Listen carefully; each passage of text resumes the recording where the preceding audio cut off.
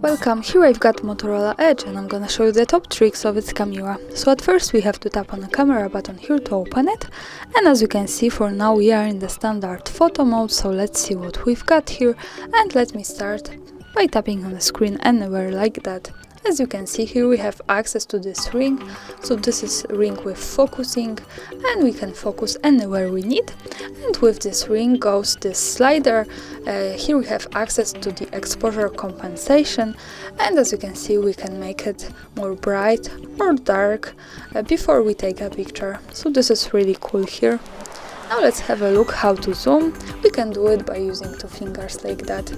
And as you can see, by doing this, we can get closer to my subject and also go back. And here we have also access to the slider by doing this, and we can change here the more advanced zoom. So this is how it works. And now let's have a look at this settings bar here. By tapping on this, we can change the modes of this camera. As you can see, now I am in the video mode. Here I have got the standard photo mode, and this button from the left gives us access to other modes of this camera. We have photo modes and the video modes, so I'm not going to talk about all of these settings now because this is a lot. I suggest you to making experiments with that and just have a good fun. I'm going to show you one of my favorite modes, spot color. When we tap on this, we can pick the color we want to keep, and the rest of the picture goes to black and white. So for example, let me pick the green, and here I can also adjust the intensity of this picture. As you can see, this is how it works. Especially you can see this on my hand, so it goes black and white.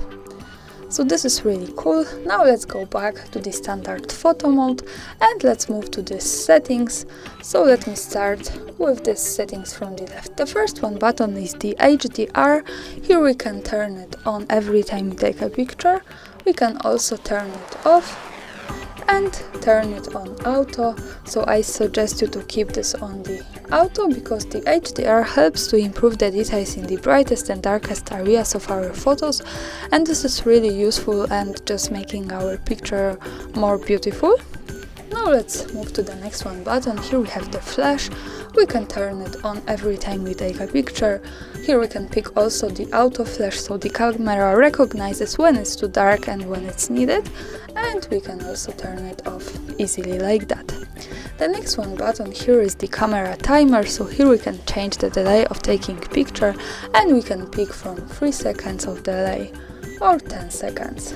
So for now let me pick 3 seconds and let me take a picture to show you how it works.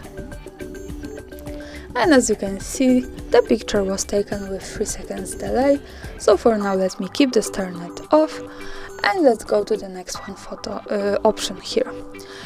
Here we have the active photos. We can turn it on auto and turn it on every time we take a picture, and also turn it off. So this is also a really cool option because when we have this turned on and when we take a photo, we can get a photo and a short clip at once. So let me try to do it. And now let's go here to the right corner at the bottom. This is the quick access to the gallery, and as you can see, this is our picture. So I guess that when we tap on this, we can see the short clip. So this is how it works. Now let me keep this turned off, and let's move to the next one button. By tapping on this, we can change auto settings to the manual.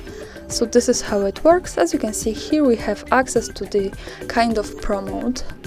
So I can invite you to my other film where I explain how to use this. And now let's go back to the auto settings and let's move to the last one button here, which is in the right corner. When we tap on this, we can open the advanced camera settings, and as you can see, there is a lot to manage. For now we can focus on the rear camera and the selfie camera. As you can see here, we can adjust the size of the picture. So when we tap on this, we can pick the ratio connected with the resolution, and we can pick 4:3 ratio, which was now. This is connected here with 16 megapixels and 12 megapixels. So this is how to adjust it. When I change it to the 16 and 9, this is how it looks like. I have the resolution 12 and 1 or 8 and 3 megapixels, so this is how to change this. And here we have also the ratio 19 and 5 to 9, and this is connected with 9 and 9 megapixels and 6 and 8 megapixels. So as you can see in the preview, this is how it changes. This is the quality and this is the ratio, so the camera frame, and it also changes as here in the camera preview. So as you can see, when I came back, now we have the full screen ratio here. And I can easily change it again to 4 and 3, which was the original one. And as you can see, this is how to change this. And the same thing has the selfie camera, so here we can also adjust here the photo size, and also we have the same parameters. The difference is that the resolution with megapixels is a bit different to this camera. And now let's have a look at the capture settings and to the tap anywhere to capture. By using this button we can easily turn on and turn off this option, so I'm going to keep this turned on. Now this is also really cool function here, so as you can see we can tap anywhere to capture the picture. We have a quick tutorial, got it, and now by tapping anywhere at the screen I can take a photo. So let's go back to the settings and let's stay on the capture settings for a minute. We have the shooter sound here also, so here we can turn on and turn off the camera sounds like that by using this button. The next one thing here, which is also interesting, are the assistive grid. So these are the grid lines of this camera. By tapping on this we can turn it off and turn it on. So let me keep this turned on and let's go back. As you can see, it shows us these lines. This is useful when we want to use the rule of thirds in photography and making experiments with composition.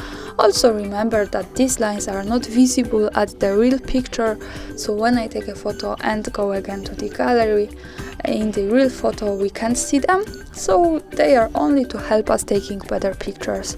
And of course when we don't need it, we go back to the settings in the right corner, slide to the capture settings, tapping on assistive grid again, and for now they are gone. So let's go again to the capture settings and to the camera leveler. By tapping on this we can turn on and turn off this option, so this is how it works. Let me keep this turned on and let's go again to the camera. And as you can see, it shows us this line. This is useful when we want to keep our photographic topic straight at the picture. As you can see, this is how it works. And also we can turn it off by going again to the settings, tapping on this option, and for now this lever disappear. And let's go to the last one option in the capture settings, which is camera watermark. So here we can add the watermarks. We can pick the timestamp watermark and the Motorola Edge watermark, which is connected with the custom watermark. So here we can add our own watermark, for example HardReset. And okay, and as you can see here we have the quick preview how it looks like. So shot on Motorola Edge and HardReset. This is how to turn it on and manage. And let's go again to the camera to take a picture to show you how it looks like on the real one. And again here to the camera, to the gallery, sorry. And as you can see here we have these watermarks. And from the left, shot on Motorola Edge by HardReset.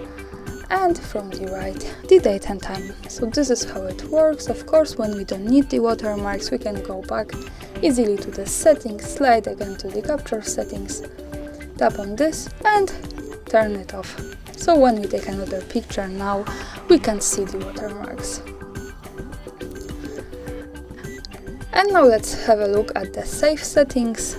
I want to show you here this option, save location. By using this button we can easily turn off and turn on saving location info of our picture.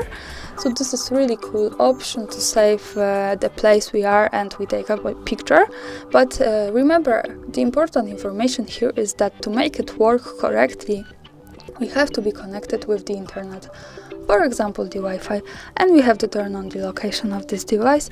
So remember about these two parameters to make it work. And now let me keep turning on all of these options, and let's go back to take another picture.